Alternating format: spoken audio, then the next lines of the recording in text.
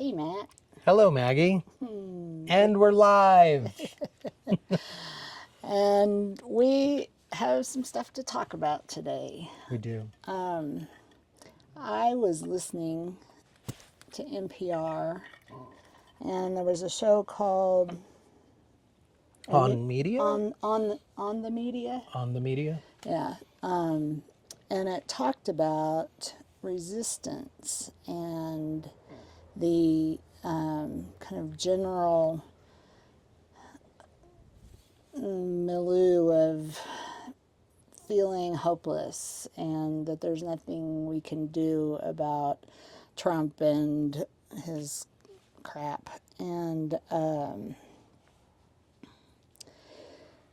they were talking about, and you listen to it too, so jump in whenever. They were talking about our past, where we had autocratical dictator-like presidents, and what happened to turn them around and how they did it. And I'm not remembering the details, but there's one detail that they've figured out through research that it takes 3.5% of the population to rally, just peacefully rally, to change the autocratical dictator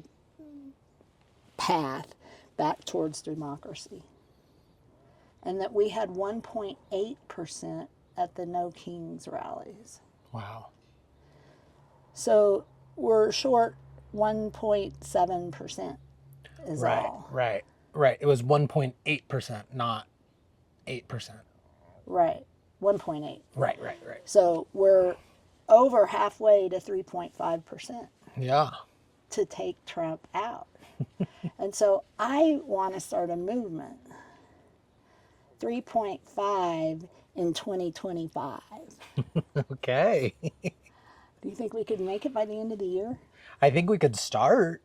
I know that incremental change is kind of necessary, and starting is the important piece. But having a number that feels manageable, I feel like helps with people's own fears and anxieties, because it feels like such a hurdle to change leadership or have change on the political world. But when it's reframed that you just need 3.5% resistance, that feels much more achievable. Yeah. Instead of, I think, how people are conceptually thinking of it, which is we need 51% buy-in, and we actually don't need all of that, which I appreciate. And I know that we've been having a lot of people over, and queer people that have expressed a lot of fear and also giving up and not knowing how to participate. And I want to share at least one of my reframes, which is, by being a part of resistance, you are part of a lineage of queer resistance, and that it is now your turn to step up to the plate. Yeah, it's our turn to step up to the plate. But I mean, I use your specifically in this instance because the person is not connecting to the call. Right. And, there's even a level of, I get a little bit, sometimes even frustrated, I think, from queer people that are white, because this is the first time that they're feeling this amount of oppression or target, whereas other communities of color, it's just always been a part. So to see white queer people giving up so quickly, I'm like, you just got here. We need you to get in. And I also feel like I have a little bit of, I'm noticing some resentment around people who have left the country. And I'm calling people to stick together, and that there's a need to organize and fight. Yeah, and leaving the country is just basically giving up and handing the country over. Right. Well, and the type of personality that's so upset and frustrated that they would leave is the exact personality we need to stay. Well, but remember, there are families. I have one family that are friends of mine that are moving to the UK because they have a queer kid and a trans kid and a trans, not non-binary, probably parent, and a lesbian parent. And so all four of them, and it's just so scary for the parents to have their kids in this, especially, the trans kids. If I were a trans parent, I could see moving out. Yeah. The No. parent of a trans kid. Well, I'm just more acknowledging my resentments, not really telling them what to do, because I understand it. I totally understand it. And also, who knows? Maybe I'll move down to Mexico with Elizabeth, and then we'll see what I have to say. Oh, can I come? We're gonna bring everyone. I wonder if Elizabeth's watching. She might be. She's one of our fans. It doesn't auto-populate like I thought. Yeah, we don't know who's watching, so if you want to, say hi. Yeah. If you want to jump in on the discussion, we'll bring you on. Yep. But that 3.5% feels so achievable, and it feels like I'm imagining that Maggie's Place may be changing focus from family grows here to resistance grows here. I was thinking about community grows here, but I think resistance grows here may be the next iteration. Well, maybe even it's change grows here.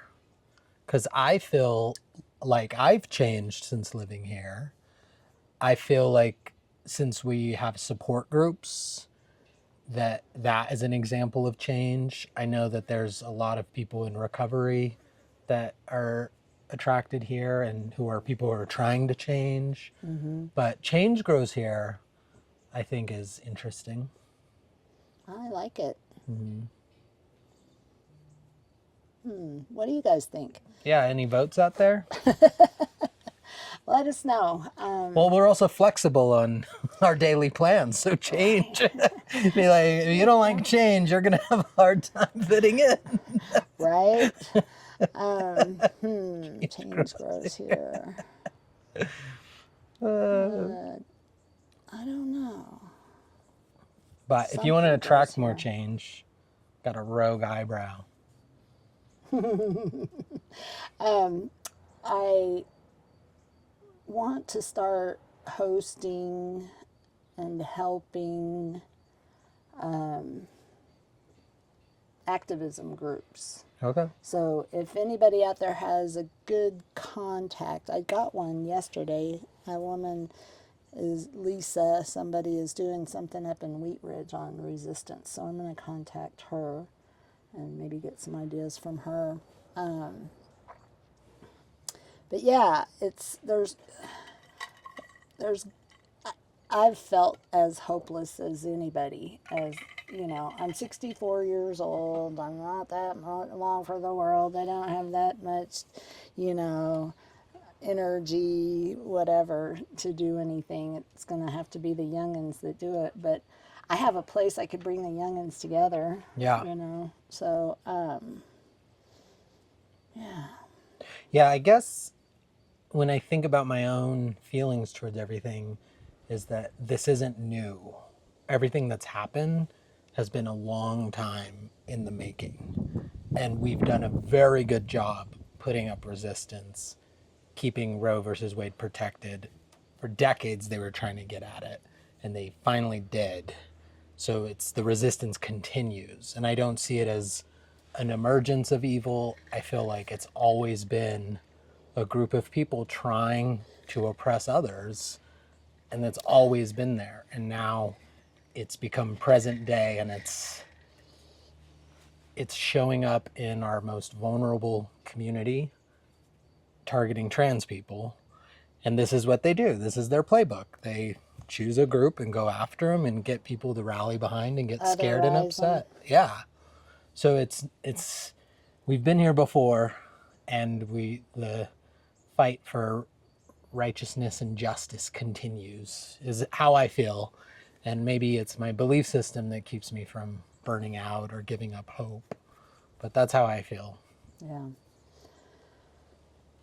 Well, and the importance of having conversations with people that may have been super far right, but are seeing how, but are starting to see, because I think a lot of MAGA people are starting to see, and having conversations and keeping the dialogue open rather than, you know, saying, well, you don't agree with me and cutting off. Right.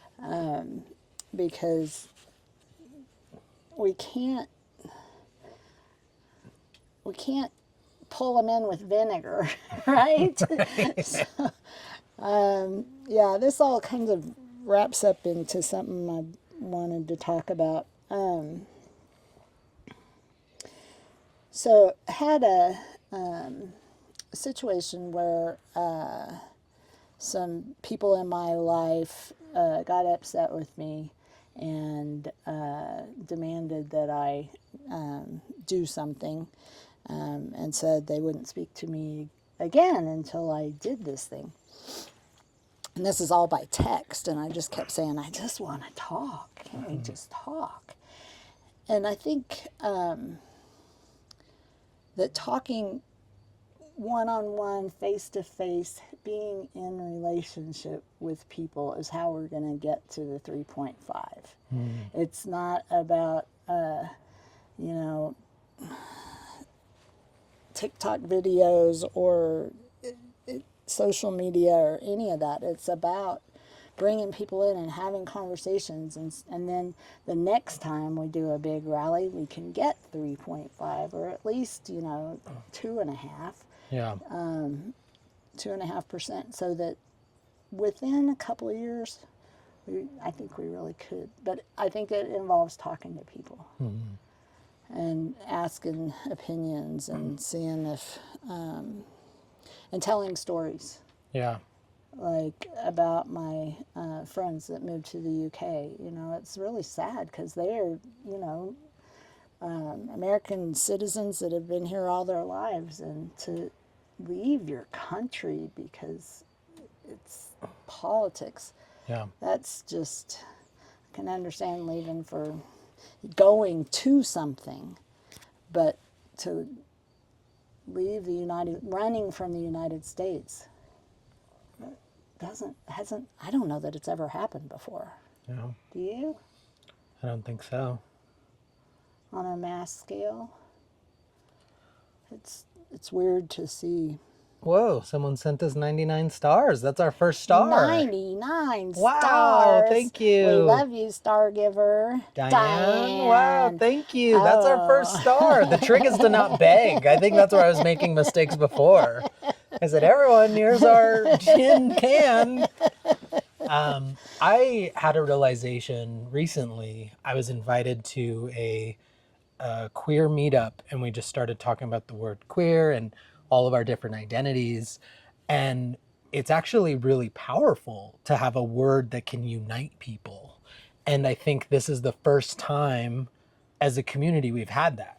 And I know there's discourse about all the letters in our flag and whatnot, but queer actually is functioning as a way to bring people together under one umbrella. And it's powerful. And I have examples of how this is used in a negative way, but we're using it in a constructive way.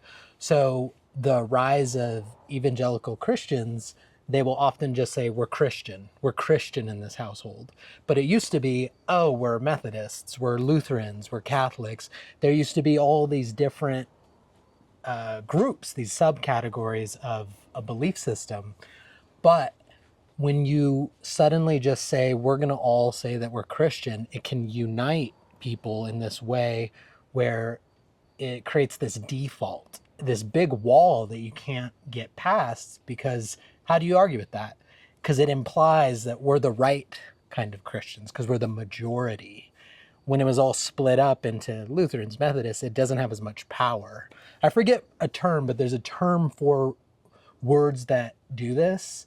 There's other examples too, but we now have a word that reunites us. And I think that sometimes within the queer community, there can become a lot of infighting and a lot of discussion around terms and agreements. And how do we get past that? How do we stick together and make sure to stay connected so that way we stay strong as a community? And I think talking in person is a big part of it, and hearing the humanity in our voices and hearing the humanity in the person that we disagree with, even if they're on a different political belief system, hearing the voice, I think, is one big step. And listening is not approval. Listening is not agreeing. Right. And even seeing where someone is coming from isn't listening. I mean, isn't agreeing. It's connecting. It's saying, oh, I see you. Without, and you can see people and listen to people without agreeing. Exactly. Yeah. So. And and cutting people off without having conversations. Yeah, that's the thing that, surprised me so much this past couple of weeks. Yeah. Well, I understand the need to cut off people who are toxic. And I think that for me, I've really been working on the difference between feeling uncomfortable and feeling unsafe. And I think that if people are really quick to cut people off when they're uncomfortable and not when they're unsafe, that it can kind of be an overreach in a reaction. Well, but when you've had a close relationship with somebody for a long time, and then you're going to cut them off, have the conversation in person. Yeah. And say, okay, well, we don't agree on this and we're going to part ways. All right. Or, oh, okay, well, I see your point, and, well, I see your point too, and, okay, well, we can figure this out and keep going. Yeah. But you never know until you have that conversation whether the other person is, whether you're really at odds or not. Even. Right.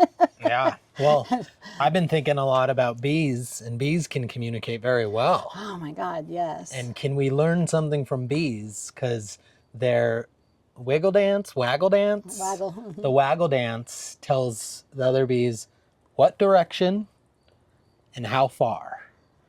And I've realized in my own professional and personal and creative life, I wasn't good at giving a direction and how far. Maybe in terms of expectations, maybe in terms of disappointments. And, I had another conversation where it was revealed that I was withholding a bit. And it's something that I'm working on. But I was withholding because it came to someone's use around alcohol and drugs. So there's like a personal block for me when it comes to addiction that I'm not necessarily afraid of having conversations, but there is this one area that's a bit more difficult for me to broach with people. Because not everyone has a problem with drugs and alcohol the way I do. So right. I can't expect the same out of other people how they show up because they don't have the same allergy that I do. Yeah. Don't know what to say. Yeah. Yeah. But we had a good talk, me and this person, and it was over video chat, but hearing the voice, keeping the humanity, that was a big part of the breakthrough. Oh, okay. Yeah. So I'm kind of getting the picture of what you were talking about. Yeah. No one here. Hey, we got 4 people watching. Whoa, we got a full house. Who's out there? We got a full house. Well, we need one more card for full house. Right. If you're willing, 1, say 2, hi. 3. I'm counting all the pets too. Yeah, if you're willing to say hi, that helps Let us know who's there. We'll who's say stalking hi us. Back. You would think that they would be able to allow us to see who's watching. Yeah, you would think, but okay, let's see. We talked about resistance. Can we talk about the word resistance? Sure. I had another thought about the phenomenon of honesty and how honesty and truth are not the same. For example, the sky is blue. True. But I'm uncomfortable with the way you spoke to me earlier is honesty. It's true for me. They might not have been uncomfortable. Someone else might not be uncomfortable with the way they spoke. But it's the resistance to sharing it that has created problems for me in the past. I'm afraid to be honest, and there's resistance there. Oh, what are all the reasons people are afraid to be honest? What are all the reasons? Yeah. Oh, I see. Yeah.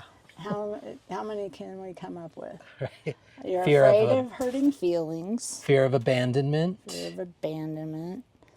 Fear of a change in dynamic. Yeah. I mean, the list is long, even though we're stopping at four. And the infinite, I would argue. yeah, the impact on. Oops, sorry about that to the microphone.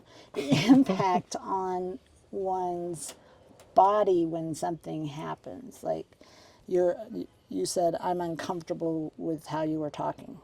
Well, where is that discomfort? It's somewhere in your body, and that is truth, that your body tightened, or your body, right, something happened in your body, and saying, ooh, my stomach just got tight and I'm uncomfortable with what you said, is one of the easier ways, I think, to go ahead and come forth if you report, noticing something, so they get that your body reacted. Yeah. And then say, and I'm uncomfortable with what you said or how you said it or whatever. Right. Yeah. Yeah, and maybe it's not truth, but facts, that I'm sharing something that you have to trust that that's what happened. We can't measure that my stomach got tightened when someone spoke to me that way. Yeah. And it's the honesty that is important. The willingness to say, this happened when you did that. I can't measure it, I can't prove it. Oh, and the reason you don't say something because you don't want to hurt somebody's feelings. Right. So one of the ways I kind of help myself go ahead and say it, even though I'm afraid I'm going to hurt their feelings, is, man, I'm afraid I might hurt your feelings, and I wanted to let you know, blah, I'm feeling, mad at you or hurt. I'm afraid if I bring this up that I'm gonna hurt your feelings or make you mad, or I've been avoiding this because I'm afraid you're gonna get angry. Right. And naming everything and the vulnerability of sharing with someone in the moment of what you're afraid of too. Not just the thing that happened, but now I'm here afraid. So, yeah. Yep. And that's what's going to change our world, I think. Yeah. More and more people doing that. Diane had a funny comment. I'm recovering from a hip replacement, so you have a captive audience. I hope your hip is feeling better. And then Dominique's gave a fun sticker. Dom. I am going on the 11th to have my left knee looked at, and maybe looking at a knee replacement. I don't know. Hopefully not. But. Whoa. Yeah, big things. Yeah, I think that there's been a lot of health and death talk in my family, and it brings to the surface the phenomenon of living. Yeah. And gratitude for being alive. And yeah, while we're alive, can we cultivate these relationships that are beautiful and honest and on the search for justice and truth and looking out for each other? And yeah.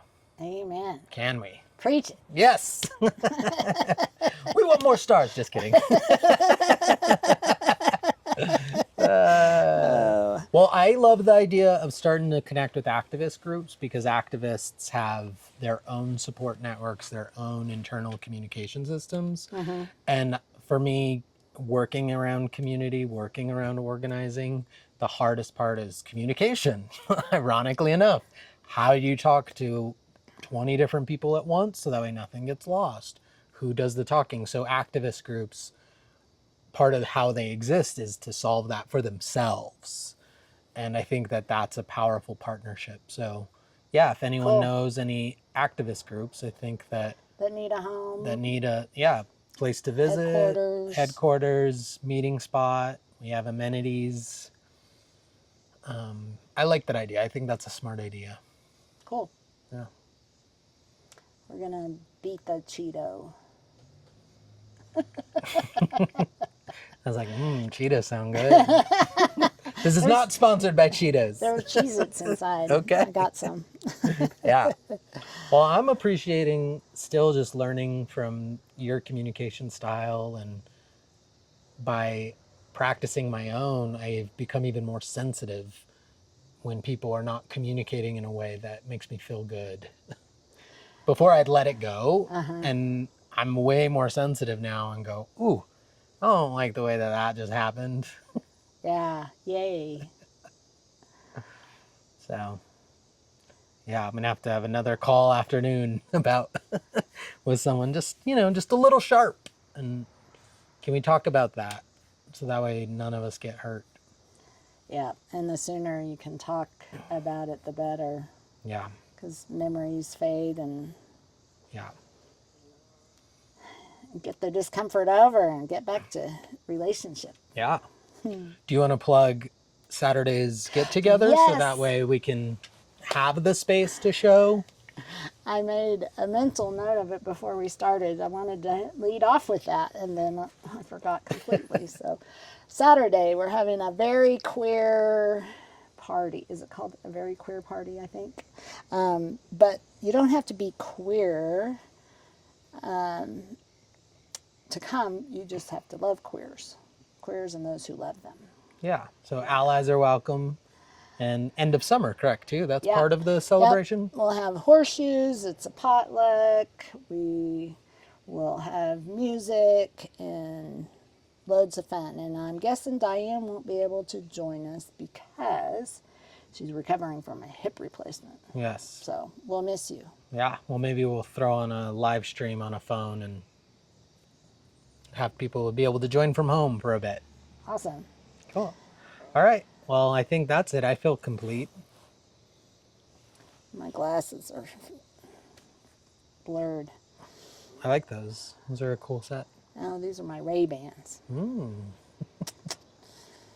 I need a leather jacket. Harley. That's not the sound of a Harley. It is Just not. testing, seeing if the audience is still paying attention. And on those notes, Yeah. All right. Well, thank you for tuning in, everybody. this is Maggie's Place now. Bye. See you next time. Cool. We did it.